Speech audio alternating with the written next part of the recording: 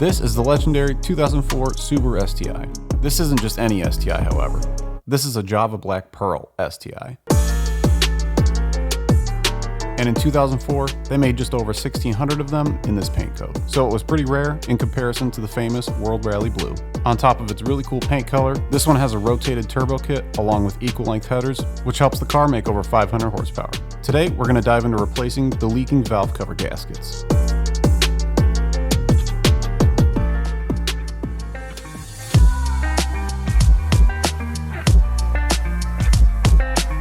We got this 04 STI in the shop. Had a few issues. Tyler did the battery on it. You guys probably already watched that video if you didn't. But today, I'm fixing that. It's oil leaking.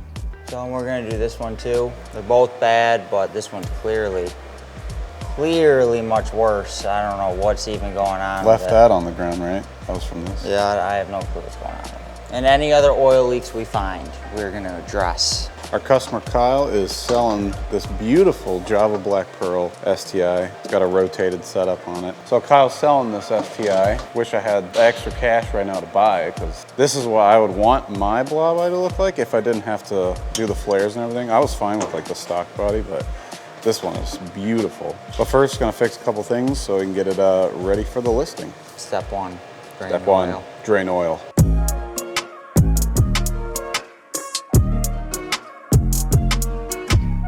Step 2 consists of removing some parts to be able to access each side of the engine. Since Subarus have a horizontally opposed engine, it has 2 valve covers, which means 2 valve cover gaskets. On the driver's side of the car, the battery is very much in the way, so that needs to be removed, as well as unplugging the engine harness and the coil pack harnesses. Next up, the coil packs. You want to keep those in the same spot, Ray? Coil packs. I like to. Then the oil filler neck, which has 2 10mm bolts on either side that need to be removed. Moving on to the valve cover breather tubes, there are 2 toward the back of the block. We're ready on the driver's side. Then it's time for the valve cover bolts. Altogether, there are 8 bolts per side, and a few of them are longer than the others, so just keep track of those. We're then going to access the lower bolts under the car.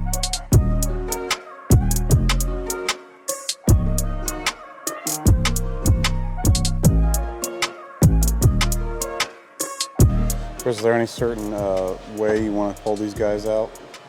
In any pattern, or it doesn't matter? What, the bolts? Yep. It doesn't matter. Only matters when going back together. With all the bolts out, it's time to gently spread apart the valve cover without leaving any gouges in the block or the cover. Expect more oil to spill out as well. Some twisting. Eventually, it'll come out. Is there any like certain mile range they're supposed to change these, or just wait till it leaks and then? I mean, just wait till it leaks. Ideally, it should never leak. But the rubber breaks down over time from heat processes over and over again. That's what happened here. You can see. That's the gasket. This is RTB. This is like the gasket. And you can see it just broke down. And that is why it was leaking. Now that the driver's side cover is off, we can move on to the slightly easier to access passenger side cover. And this is like the only thing besides the coil packs to take off on this side.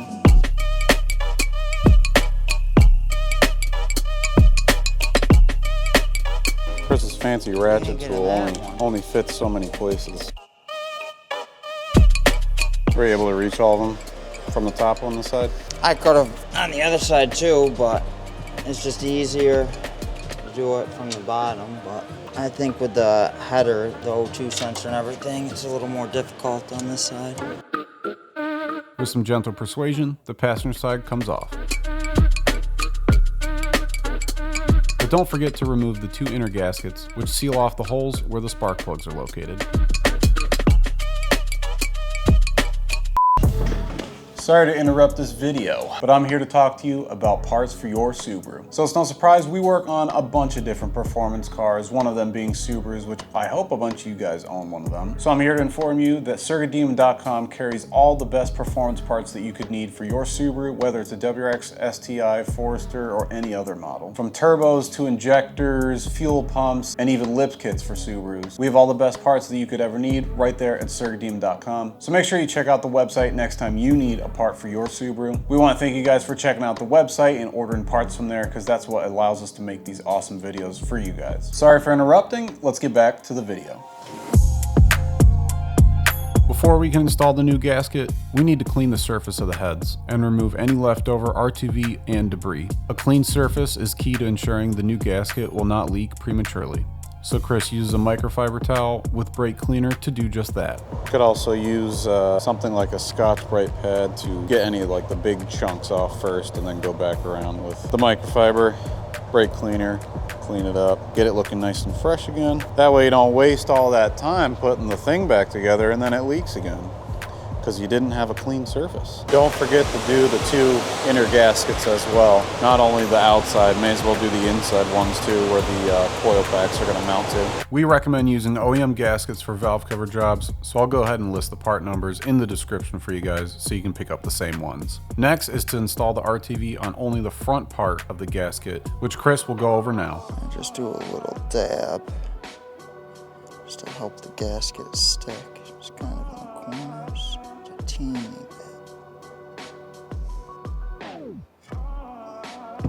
See that microscopic dab?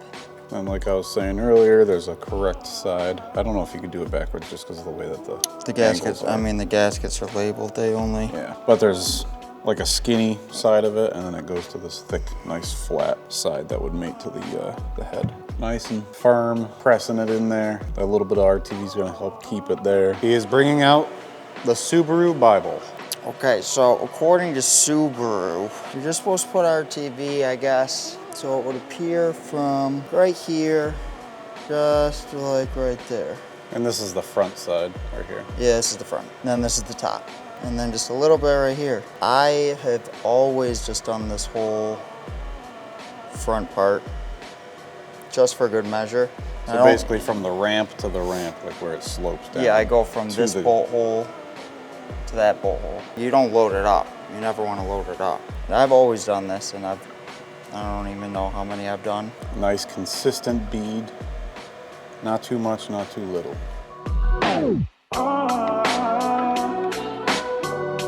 Back on the driver's side, we're going to try our best to not have the fresh RTV touch anything while going in. Make sure you have a few of the top bolts ready to go so it can help hold up the cover. Install all 8 bolts, but only tighten them to hand tight. Okay, now we got all the bolts hand tight. Now you're gonna wanna torque them to 56.4 inch-pounds. Some of them you can't get a torque wrench in there, so you're just gonna have to do it by feel. It's not a lot, so. What's the correct pattern? Show it on this guy. 1, 2, 3, 4, 5, 6, 7, 8, 9, 10, 11, 12. You do those 4 Twice. Then we're just going to repeat the same process on the passenger side, and we're looking pretty good.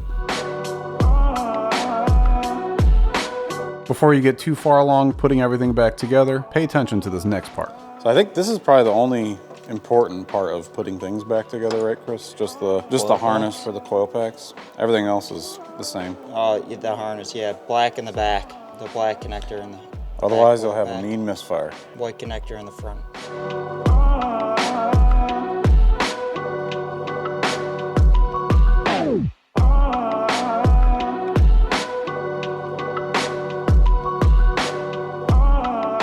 The next thing on your list is an easy one.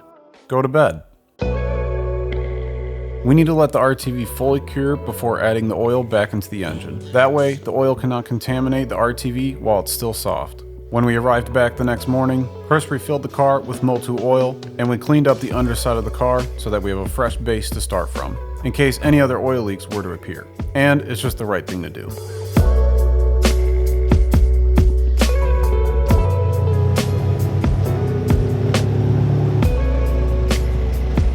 And last but not least, the final test drive.